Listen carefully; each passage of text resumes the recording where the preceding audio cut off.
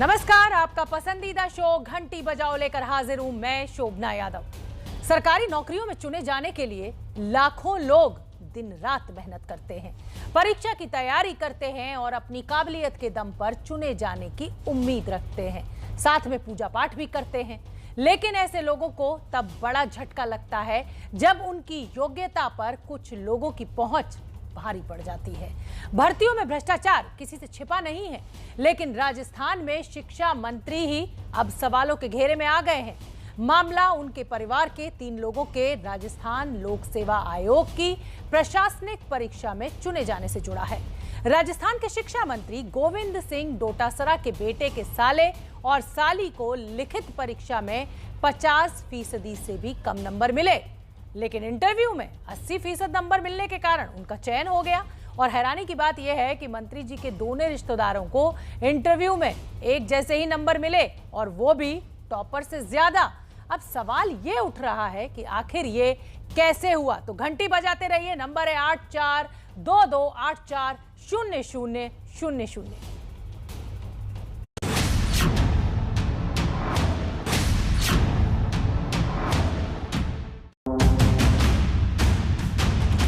जिसमें टैलेंट होता है वो बनता है। आप पहले भी बनते रहे, आगे भी बनते रहे।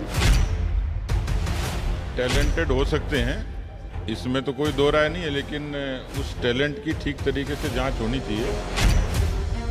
बीजेपी के राज में भी आरएएस की इंटरव्यू लिखती हैं, कांग्रेस के राज में भी आरएएस की इंटरव्यूज होते हैं और वैकेंसीज निकलते हैं। मैं समझता हूँ ये कोई विषय ही नहीं होना चाहिए कि किसके कितने नंबर आए। डोटासरा जी के पुत्र उनकी साली प्रभा पूनिया और उनके साले गौरव पूनिया को साक्षात्कार में एक समान 80 अंक दिए गए हैं। गोविंद डोटासरा जी के निजी रिश्तेदारों को अवांछित तरीके से फायदा पहुंचाया है। यह तो चमत्कार ही है।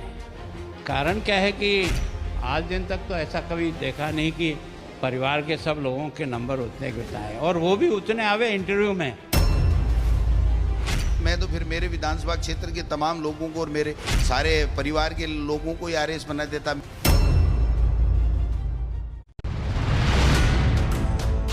तो ये टैलेंट है या चमत्कार, संयोग है या पद का दुरुपयोग? कहानी दिलचस्प है क्योंकि मामला मंत्री जी के रिश्तेदारों का है। और मंत्री भी कौन? गोविंद सिंह डोटासरा, जो राजस्थान के मुख्यमंत्री अशोक गहलोत के बेहद करीबी माने जाते हैं। गहलोत जादूगर हैं और लगता है कि यही जादू उनके करीबी डोटासरा ने भी सीख लिया है। यह तो चमत्कार ही है। कारण क्या है कि आज दिन तक तो ऐसा कभी देखा नहीं कि परिवार के सब लोगों के नंबर उतने गिरताए और वो भी उतने आवे इंटरव्यू में। तो निश्चित रूप से पर विषय जांच का है। एकदम किसी पर आरोप लगाना तो उचित नहीं होगा, लेकिन मैं ये जरूर सोचता हूं कि इस चमत्कार में कुछ न कुछ चीज निकल सकती है। राजस्थान के नेता विपक्ष जिस चमत्कार की बात कर रहे हैं, उसे लेकर सोशल मीडिया में भी काफी चर्चा हो रही है। सबसे पहले ये ट्वीट देखिए, जिसमें लिखा है, संयोग देखिए, एक ही आदमी के 3 बच्चों के इंटरव्यू में बराबर नंबर। प्रतिभा पूनिया आरएएस 2016 में 80 नंबर और अब उनके भाई और बहन के भी आरएएस 2018 में वही 80 नंबर। एक और ट्वीट है जिसमें उनकी मार्कशीट को ट्वीट करते हुए लिखा गया है कि सभी रिश्तेदार आरएएस बन गए, नाथी तेरे बाड़े में, गरीब बच्चे का हक खा गया ये सिस्टम। एक और सोशल मीडिया यूजर ने लिखा, जिस व्यक्ति को लिखित परीक्षा में 50% से कम अंक आ रहे हैं, इंटरव्यू उसका इतना अच्छा कि 80% नंबर आ गए। क्या है कि है तो चमत्कार ही है। क्या है कि है तो चमत्कार ही है। तो अब इस चमत्कार की पूरी कहानी देखिए। मामला राजस्थान के शिक्षा मंत्री और प्रदेश कांग्रेस अध्यक्ष गोविंद सिंह डोटासरा से जुड़ा है। राजस्थान में डोटासरा की ताकत समझनी हो तो इस बात से समझ लीजिए कि पिछले साल जब सचिन पायलट बागी हुए थे तो उनकी जगह पर गोविंद सिंह डोटासरा को प्रदेश कांग्रेस का अध्यक्ष बना दिया गया था। मुख्यमंत्री अशोक गहलोत के वफादार और खासम खास गोविंद सिंह अब सवालों के घेरे में इसलिए हैं क्योंकि उन पर अपने पद का दुरुपयोग करते हुए अपने रिश्तेदारों को फायदा पहुंचाने का आरोप लग रहा है। इन आरोपों को बताने से पहले आप डोटासरा के उन रिश्तेदारों का परिचय जान लीजिए जिन्हें लेकर ये विवाद खड़ा हुआ। राजस्थान के शिक्षा मंत्री गोविंद सिंह डोटासरा के बेटे हैं अविनाश। अविनाश की पत्नी यानी डोटासरा की बहू का नाम है प्रतिभा और प्रतिभा का एक भाई है गौरव और बहन है प्रभा। यानी ये दोनों डोटासरा के बेटे अविनाश के साले और साली हैं।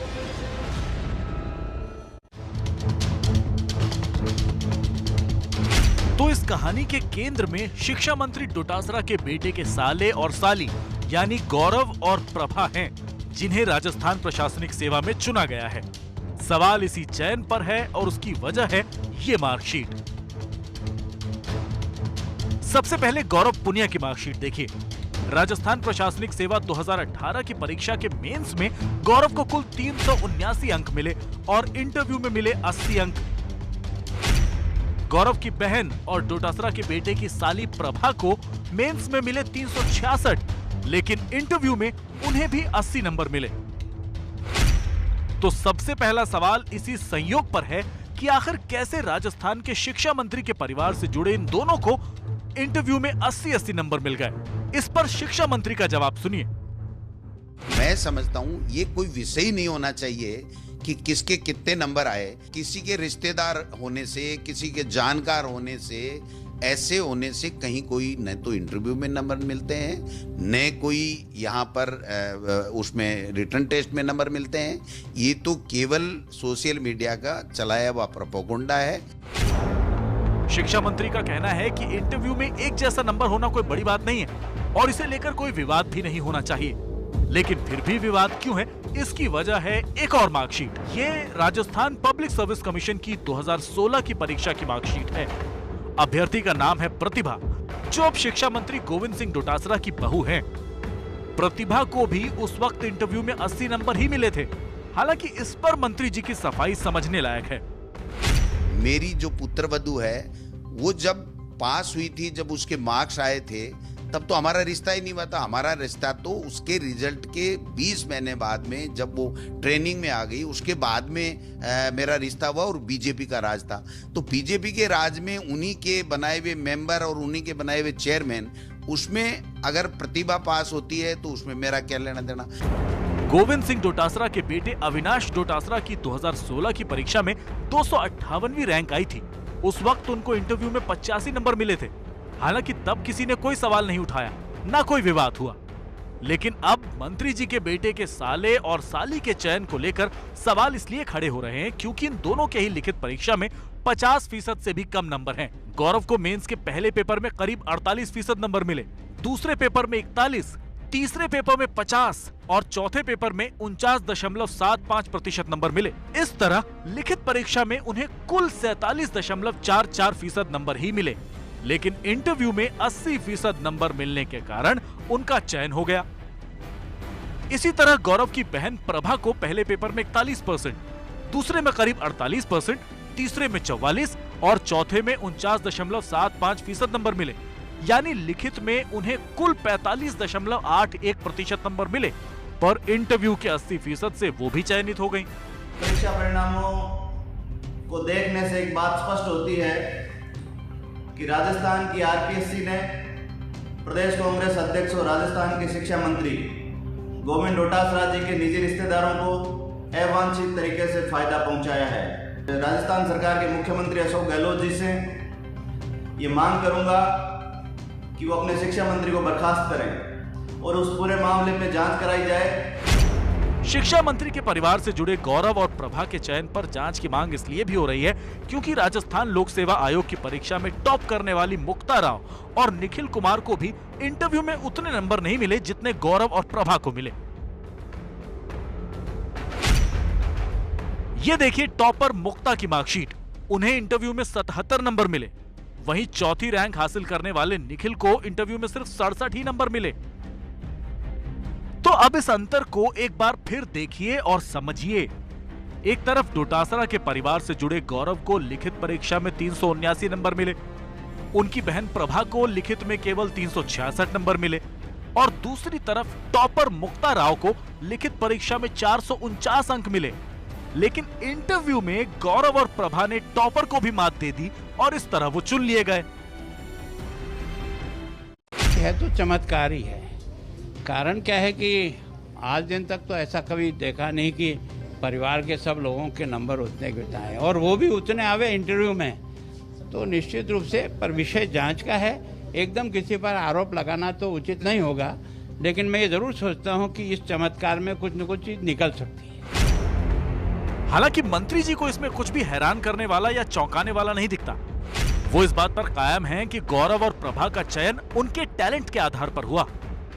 जो बच्चा DU दिल्ली यूनिवर्सिटी से टॉपर हो, जो बच्ची मेडिकल कर करके अगर अपना RS का मुकाम हासिल करना चाहती हो, RS बनना चाहती हो, और दो बच्चियों को गोद में लेकर के जो मेहनत करके जो बच्चे प्री और मेन एग्जाम पास करते हैं, और जो इंटरव्यू लेने वाले जो जज होते हैं मेंबर प्लस और जो एक्सपर्ट हैं, वो सोच समझ के किसी के नंबर देते हैं। किसी का रिश्तेदार होने से, किसी का जानकार होने से, या किसी के विधानसभा क्षेत्र का होने से कहीं नंबर नहीं होते हैं। टैलेंटेड हो सकते हैं, इसमें तो कोई दो राय नहीं है, लेकिन उस टैलेंट की ठीक तरीके से जांच होनी चाहिए और जो सच है वो सामने आना चाहिए निरपेक्ष तरीके से। एक तो नैसर्गिक प्रतिभा होती है, और राजनीति में जो कोई व्यक्ति उच्च पद पर होते हैं उनके परिवार से जब इस तरीके से सिलेक्शन होता है तो प्रश्न तो उठता ही है। इस पूरे मामले को लेकर शुरू से सवाल उठाने वाले सामाजिक कार्यकर्ता सुरेंद्र सिंह शेखावत शिक्षा मंत्री गोविंद सिंह के परिवार पर और भी गंभीर आरोप लगा रहे हैं। मैंने तो यहाँ तक सुना है कि डोटासरा जी के परिवार द्वारा सीकर के कोचिंग सेंटर संचालित की जा रही है, और उसके माध्यम से भी जो RPSC की भर्तियां हैं, उन भर्तियों में उस कोचिंग इंस्टीट्यूट के स्टूडेंट्स को अवांछित तरीके से, अनैतिक तरीके से लाभ पहुंचाया जा रहा है। राज्य के शिक्षा मंत्री पर इस तरह के आरोप गंभीर हैं, क्योंकि इससे उन लाखों उम्मीदवारों का हौसला टूटता है जो अपनी मेहनत और काबिलियत के दम पर सरकारी नौकरी पाना चाहते हैं। राजस्थान के शिक्षा मंत्री और प्रदेश कांग्रेस के अध्यक्ष गोविंद सिंह डोटासरा के परिवार के 3 लोगों का चयन राजस्थान प्रशासनिक सेवा में हुआ। खुद डोटासरा का कहना है कि उनके परिवार के ये सदस्य काफी टैलेंटेड हैं और इनका शैक्षणिक रिकॉर्ड भी काफी बेहतर रहा है। दूसरी तरफ बीजेपी इस पूरे मामले को चमत्कार मान रही है और इस पूरे मामले की जांच की मांग भी। राजस्थान के शिक्षा मंत्री गोविंद सिंह डोटासरा पर अपने रिश्तेदारों को फायदा पहुंचाने के आरोप लग रहे हैं। घंटी बजाओ में अब बात फर्जीवाड़े के आरोपों में फंसे राजस्थान के ही एक बीजेपी विधायक की करेंगे। आरोप यह है कि बीजेपी विधायक अमृतलाल मीणा ने फर्जी सर्टिफिकेट के जरिए अपनी पत्नी को चुनाव लड़वाया। इस मामले में आरोपी विधायक को जेल भेजा जा चुका है। ये पूरा मामला समझिए। कोर्ट में सरेंडर करने के लिए पहुंचे ये हैं उदयपुर के सलूम्बर इलाके से बीजेपी विधायक अमृतलाल मीणा। विधायक जी ने बचने की बहुत कोशिश की, लेकिन सुप्रीम कोर्ट के आदेश पर उन्हें सरेंडर करना पड़ा। मामला फर्जी मार्कशीट का है। आरोप है कि विधायक अमृतलाल मीणा ने फर्जी सर्टिफिकेट के जरिए अपनी पत्नी को चुनाव लड़वाया। 2015 में अमृतलाल मीणा की पत्नी शांता देवी ने सेमारी से सरपंच पद का चुनाव लड़ा। उनसे चुनाव हारने वाली उम्मीदवार सुगना देवी ने आरोप लगाया कि शांता देवी ने 5वीं की फर्जी मार्कशीट लगाई है। CBCID ने मामले की जांच की और मार्कशीट को फर्जी पाया। उस मार्कशीट पर विधायक अमृतलाल मीणा ने बतौर अभिभावक हस्ताक्षर किए थे। उसी के आधार पर विधायक मीणा को भी आरोपी बनाया गया। ये मामला स्थानीय अदालत से सुप्रीम कोर्ट तक पहुंचा। सुप्रीम कोर्ट के ही आदेश पर विधायक जी को सरेंडर करना पड़ा, लेकिन इसके साथ ही उन्होंने जमानत की अर्जी भी लगा दी, लेकिन कोर्ट ने उनकी याचिका को खारिज कर दिया, जिसके बाद विधायक जी को जेल भेज दिया गया। तो फर्जीवाड़े के आरोप में इन विधायक साहब को जेल भेज दिया गया है। घंटी बजाते रहिए, नंबर आपके सामने है।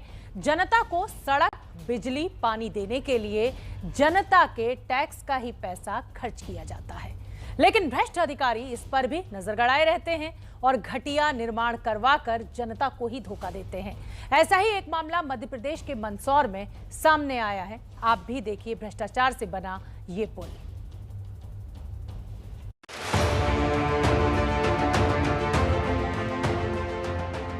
करीब 1100 मीटर लंबा और 12 मीटर चौड़ा ये ब्रिज 31 अक्टूबर 2020 को बनकर तैयार हुआ। मंदसौर के शामगढ़ इलाके में इस रेलवे ओवर ब्रिज को बनाने में लगभग 28 करोड़ रुपए खर्च किए गए। लेकिन करोड़ों रुपए खर्च करके किस तरह का निर्माण किया गया वो अब देखिए। तार वार कुछ भी नहीं है, ये तो अंदर वो मिट्टी डाल दी। सिर्फ 6 महीने में पुल का एक हिस्सा धंस चुका है। ये टूटी हुई सड़क इस ब्रिज के निर्माण में हुए भ्रष्टाचार का सबूत है। सवाल मध्य प्रदेश के सेतु निर्माण विभाग और इस पुल को बनाने वाली कंपनी पर है, क्योंकि नए नवेले पुल में इस तरह की टूट फूट तब तक नहीं हो सकती जब तक निर्माण में घटिया सामग्री का इस्तेमाल न किया गया हो। सेतु विकास निगम के अधिकारी खुद इस बात को मान भी रहे हैं। कॉम्पैक्शन की कमी के कारण इसमें इस प्रकार की स्थिति बनी है। तो इसके अब स्लेब निकाल के वापस से स्लेब डाली गई। हाँ, गलती तो है कि हम ही थे इसमें। सवाल उन जनप्रतिनिधियों पर भी है जो वाहवाही बटोरने के लिए फीता काटने पहुंच जाते हैं, लेकिन जनता का पैसा सही इस्तेमाल हो इसकी जिम्मेदारी नहीं लेते। ये तस्वीरें उस वक्त की हैं जब 6 महीने पहले मध्य प्रदेश सरकार में मंत्री हरदीप सिंह डंग और सांसद सुधीर गुप्ता ने इस रेलवे ब्रिज का लोकार्पण किया था। अब ब्रिज के टूटने पर जब मंत्री जी से सवाल किया गया तो जांच का हवाला देकर बचने की कोशिश करते नजर आए। की शिकायत आई है उसके लिए डीआरएम को और अधिकारियों को लेटर लिख दिया है, और जो भी अगर उसमें दोषी है उसको उस पर सख्त कार्रवाई की। भ्रष्टाचार होगा तो उसको भी सामने लाया जाएगा, और जो भी गलत हुआ वो पब्लिक के सामने लाया जाएगा। सवाल तो ये है कि इस भ्रष्टाचार में कौन कौन शामिल है और क्या उन सब के नाम सामने आ पाएंगे, क्योंकि अभी से ही जांच के नाम पर लीपापोती होने लगी। इसीलिए मौके पर पहुंचे जांच दल से जब पत्रकारों ने सवाल किए तो वो बिना जवाब दिए वहां से निकल गए।